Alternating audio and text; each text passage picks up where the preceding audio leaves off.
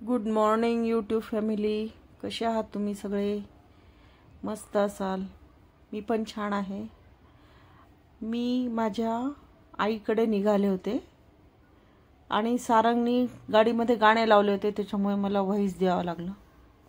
म्हटलं चला आज तुमच्याशी आता बोलावं. आज माझ्यासोबत आहे सारंग. मी आणि सारंग सकाळी निघालो आईकडे जायला. तर जाता रस्त्याने फार गर्दी होती. जाता जाता आईकडे गेलो. तिथून आम्हाला दीदीकडे जायचा अचानक प्लॅन ठरला. मग माझ्या आई वडिलांना तयार व्हायला सांगितलं. मग तिथून आम्ही दीदीकडे गेलो. दीदीकडे जातानाचाच प्रवासाचा तुम्हाला व्हिडिओ मी टाकते. फक्त घरी गेल्यानंतरचा काही बनवला नाही. म्हटलं आता चला प्रवासाचाच मजा घ्यावी आणि तुमच्याशी गप्पा पण मारणं होती. आईला ही समोर माझी आई बसलेली आहे, सारंग गाडी चालवते, मी आणि माझे वडील मागे बसलेलो होतो. बाहेरचा व्ह्यू खूप सुंदर होता, तेच तुम्हाला दाखवू लागले होते. आपल्या पुण्याकडे तर बिलकुल पाऊस नाही आहे, पण आता हे लोणावळा जवळ येत होतं. लोणावळा जवळ येता येता एवढा पाऊस सुरुवात झाली होती पावसाला पण. आणि बोगदे मध्ये मध्ये. आई वडिलांना 2-3 तासासाठी म्हटलं, माझी दीदी राहते नवीन मुंबईमध्ये, तिथे त्यांनी गेले नव्हते दीदीकडे बऱ्याच दिवसापासून. म्हटलं चला अशीच एक 1 डे टूर मारून यावा, म्हणून आम्ही सकाळी निघालो होतो. आईकडे थोडा वेळ थांबलो आणि निघालो. तर जाताना जवळपास 4 ते 5 बोगदे लागले आम्हाला. खूप छान वाटत होतं. जसं काही स्वर्गात बाहेर आलं की असं स्वर्गात आल्यासारखं वाटायचं. आभाळ गच्च भरलेलं, पाऊस मध्ये पाऊस येत होता, परत थांबत होता, मध्ये पाऊस. हे फक्त लोणावळा पनवेल असे ह्या भागातच चालू होतं.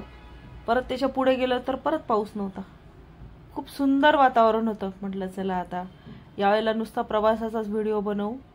आता घरचे व्हिडिओ ते न देता मग घरी गेलो दीदीच्या. तर दीदीच्या घरी परीमुळे काही व्हिडिओ बनवला नाही. मला परीला भेटायला जायचं होतं.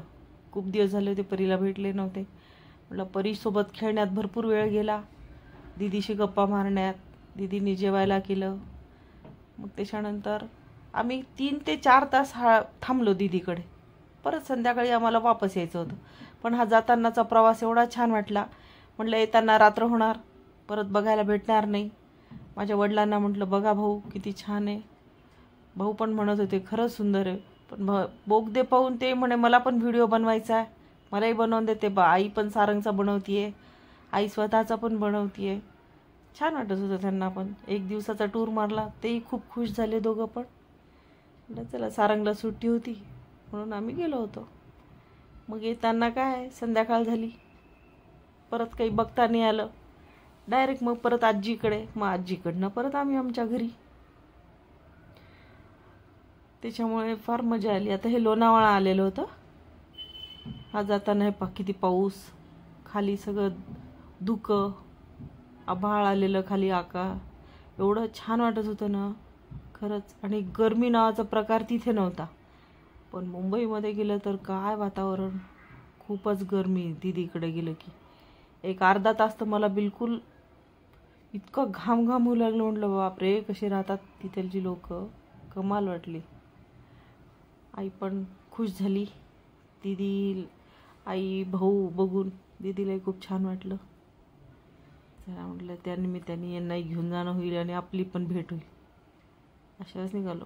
मुंबई हायवे फारच सुंदर. आई वडील पण खुश झाले त्या दिवशी. म्हटलं चला हे माझे वडील. भाऊंना मी बोलत होते. भाऊ म्हणे बघा कसा पाऊस पडतोय.